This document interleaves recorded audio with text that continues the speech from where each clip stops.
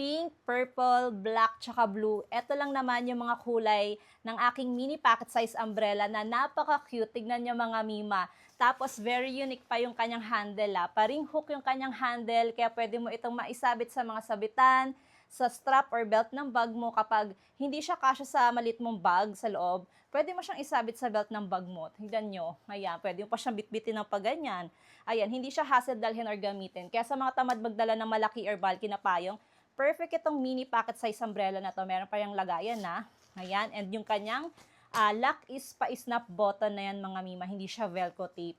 And mas pinatibay na itong ating payong na to. Manual umbrella siya dahil doble lang naman yung kanyang ribs. So, mas carry niya yung mas malalakas na hangin. Meron pa siyang UPF 50 plus sun protection, so meron tayong protection sa init ng araw, hindi lang sa ulan mga mima. Napakaganda nito. Kapag order kayo, ganito yung piliin nyo kasi meron siyang isang payong or umbrella na kasama na pabilog lang siya, hindi ganto, hindi pa ring hook handle.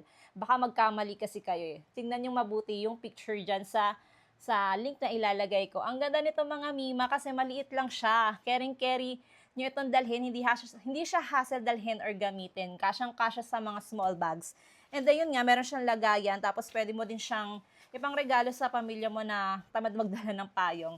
Ayan, available in pink, purple, black, tsaka blue itong ating mini pocket size umbrella. Ang dami na nag-order nito kasi very handy, portable, and lightweight lang itong ating payong na to. Kaya kung gusto mo rin ng ganitong payong, ilalagay ko yung link kung saan ko siya na-order.